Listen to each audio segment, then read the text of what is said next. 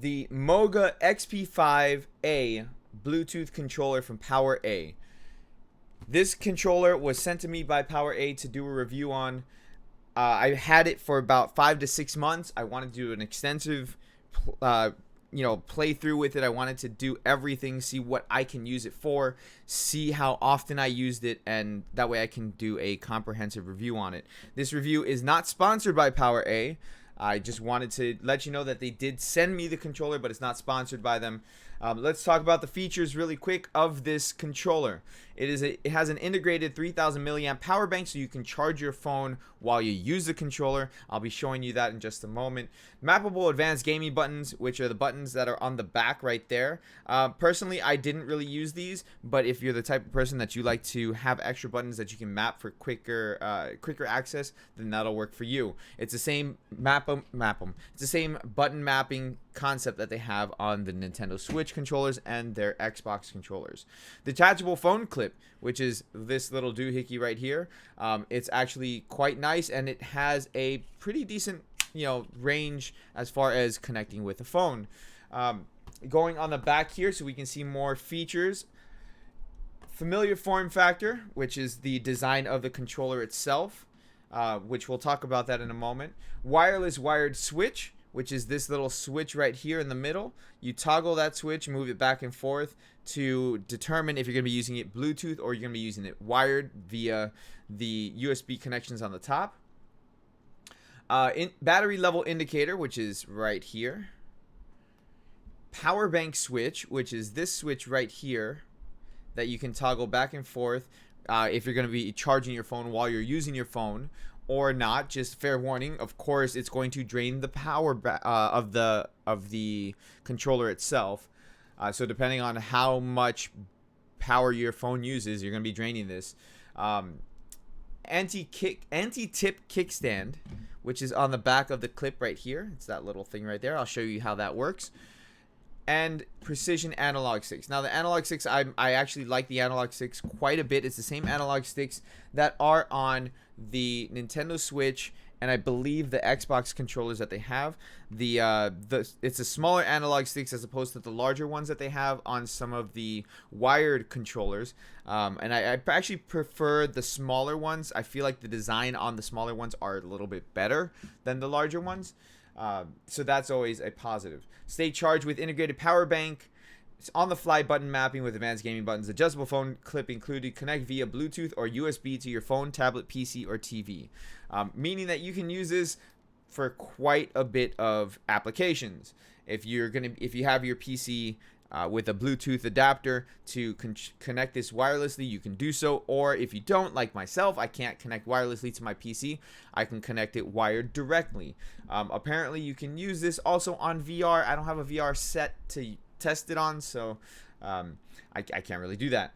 It is Bluetooth. So let's talk about the controller itself.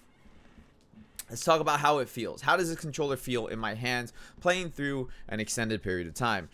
Well, to be fair, it's actually quite comfortable. It's very ergonomically designed, and while playing long periods of time, to give an example, I play on live stream for a very long time sometimes. The other day, we were streaming Dead Space, the entire playthrough of the first game, and that's about 7 hours to play through the game. And, a controller like this for long periods of time is comfortable. It doesn't make my hands cramp, which I can't say the same about the Nintendo Switch, for example, when I'm playing for long periods of time, because my hands cramp due to the design of the Switch. It's not an ergonomic design on the Nintendo Switch at all. So the feel is there, the comfort level is there. What's also nice is that it has rubber backing, so your hands don't slip while you're gaming, because if you're like me, your hands can get a little clammy from prolonged periods of time. And to compare it to like a PS4 controller, my hands will slip because it's plastic. There's nothing to actually grip it. Although the PS4 controller does have little divots or grooves to add to the grip, versus the wireless controller for the Nintendo Switch doesn't. So my hands will slip on this. Not really bad, but it's just a nice little touch that, you know, it adds for more comfort and more grip. So I'm all for that. I'm actually very happy about that. Now, another thing that I like is the way the maps, or not the maps, the way the buttons feel. The buttons are very responsive. They feel nice. They're like it doesn't feel like I need to press hard on the buttons. They just click right. It's just something about the buttons that I really enjoy. Versus like my PS4 controller, again, like the back triggers are nice, the front triggers not so much. Like I feel like I gotta push on them a little bit harder. And then on the Switch controller has nice feedback on it as well. So you can tell that they actually improved on the design of the Switch controller, or took that into consideration when making this one. This controller sits in my hands very in a very similar fashion to the Xbox controllers, and the buttons feel the same as well. The D-pad feels nice, the joysticks feel nice, it's very smooth, very fluid. So I really do like that. As far as playing it on my PC, I have some gripes with this. Okay, it does work with Stadia. I don't have Stadia, but I know it works with Stadia. It's supposed to work with not Game Pass. That's not what I'm looking for. It's supposed to work with xCloud, but xCloud is invitation only, so I don't have a way to test that, which is unfortunate. But I have Steam and I have Xbox Game Pass, which Game Pass is run through the Microsoft Store. Now, this works with Steam 100%. Doesn't matter what game it is. In Steam, I can get it working 100%. You just have to go and change the settings in Steam to be a generic controller, and then it will detect it just fine. Now, the problems that I have with PC is running it through the Microsoft Store, and if I'm playing a game like, say, Hollow Knight, Ori and the Will of the Wisps, Ori and the Blind Forest, the Master Chief Collection, I can't use this controller with those games. I don't know what it is. I don't know. Maybe if it's a driver issue. I can't get it working with it, and no matter what I've tried, no matter what I've done, it doesn't do it. It doesn't detect the controller as an Xbox controller, and because it doesn't detect it as an Xbox controller, it will not play the games with this controller. I can connect my PS4 controller and get my PS4 controller to work with those games because I have drivers for my PS4 controller to allow my PC to detect it as an Xbox controller, but I don't have the same thing with this, and I hope that PowerA maybe releases some drivers or something to allow this to be detected by Windows as a Microsoft approved controller, or whatever the case may be. I don't know what would require that, but that's the problem that I've experienced with this. As far as mobile games go, it's select on what mobile games you can play. For example, I can't play Call of Duty mobile, I can't play PUBG mobile, I can't play Black Desert mobile.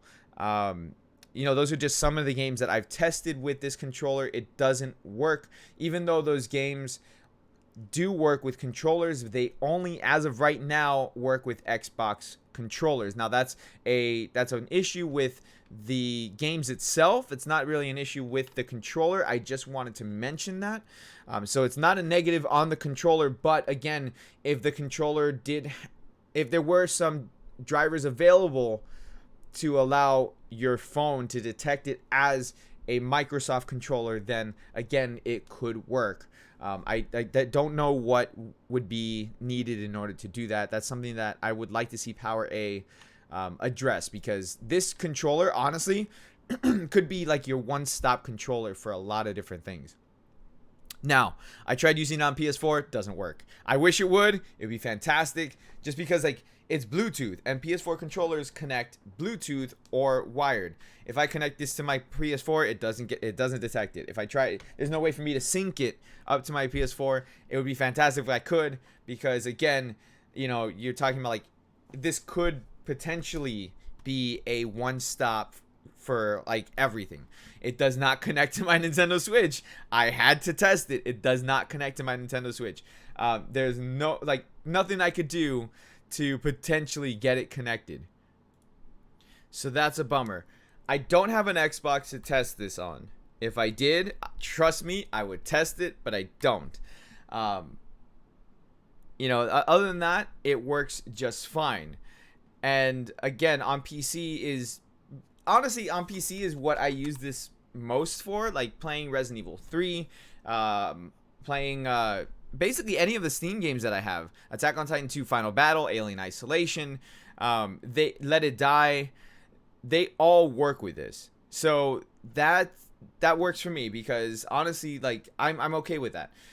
But this controller has the potential to be like your one-stop universal controller if there was a way to get it to work on the Nintendo Switch, on your PS4, on your PC with the Xbox Game Pass games. Like, honestly, I would love to be able to use this to play Hollow Knight or to play Ori and the Will of the Wisp, Ori and the Blind Forest, Master Chief Collection. Like, all of those games that are available on Xbox Game Pass on PC, I would love to be able to use this controller for. Unfortunately, as of this recording, I cannot. Now, as far as mobile gaming is concerned, I mentioned there are select games that it's compatible with. I know for a fact King of Fighters works. Need for Speed, I believe, is another game that works. You know, there's some games that do work just fine, but like I said, unfortunately, not all games work, and you know that's something that it's more on the game side as opposed to the controller issue. But King of Fighters works just fine. Different fighting games work. I have not tested Marvel Contest of Champions, so that could be another one that could potentially work well as well. And you know what's cool is that the buttons are mapped out, and it's you know it works out really well. If I could do like an ultimate move, that would be fantastic.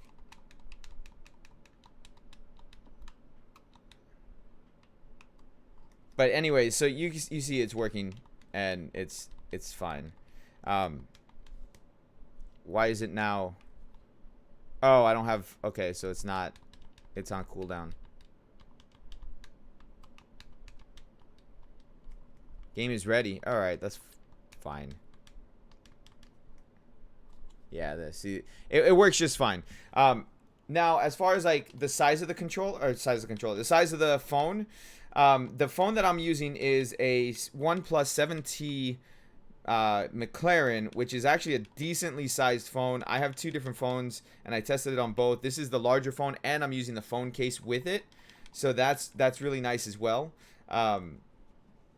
So that's something that you can take into consideration. It should fit a phone such as a I want to say like a Note, because the Note's about the same size of the phone that I have as well. Now, as far as the clip goes, I said I was going to show you guys the clip. So right there, you see it's on the stand, and it's nice because I mean you don't have to like have it in your hands if you don't want to. So that's another another positive thing to take into consideration. Overall, I really like I was gonna say the phone. Yeah, I like the phone. Overall, I really like the controller. I wish that I had, not that I had. I wish that I was able to use it for more applications, and I wish I was able specifically to use it more for the what is it? For, like I said, the Xbox Game Pass. The controller itself does come with cables, so you can connect it to your phone. You can go ahead and connect it to charge it. There's also right here. So the difference between the two is the top USB port is to connect to your phone. The bottom one, which is the USB B or micro port, that one is to connect so you can charge it. So I have a cable right here, so I can go ahead and connect it so you guys can see. And now it's being charged. So that's also how you connect it to your PC, by the way, so that way you can use it on your PC. I hope that you guys like this video. Big shout out to PowerA for sending me the controller. Like I said, I have some issues with it, but the issues that I have with it is not that bad. The controller does retail on average for $65. It is a little bit of a hefty price tag, but The design of the controller is really nice. Oh, and I do want to mention the weight of the controller. Weight of the controller is, it's nice by itself. Is really nice. It's about the same weight, I would say, as a PS4 controller. It weighs more than, and it's slight. It's slight. It weighs more than the enhanced wireless controller from PowerA, but it's very sturdy. It doesn't feel plasticky. I don't like having a controller in my hand that is extremely light, because then it feels cheap. This controller does not feel cheap, which is a nice thing, because if it's $65, it shouldn't feel cheap. And the downside, I guess I would say, is the weight with the control, or with the phone on it, because obviously the phone is gonna add weight to the controller, and my phone weighs more than this controller does, so that's just something to keep in mind. But other than that, it's not that bad of a weight difference, because again, like, it has the kickstand, so you can put the controller on your desk or table, whatever, and not have an issue with it. I hope you guys enjoyed this review. One more time, big shout out to PowerA for sending me the controller. I've had this controller for a while, so I could go ahead and test it out. I like it. I like it. I use it almost every day for my PC. So again, that's what I've used the controller mostly for. Thank you so much for watching the video today. Hit the like button, subscribe if you guys are new. I will catch all of you guys later. Everybody have a fantastic rest of your day. Stay cool, guys.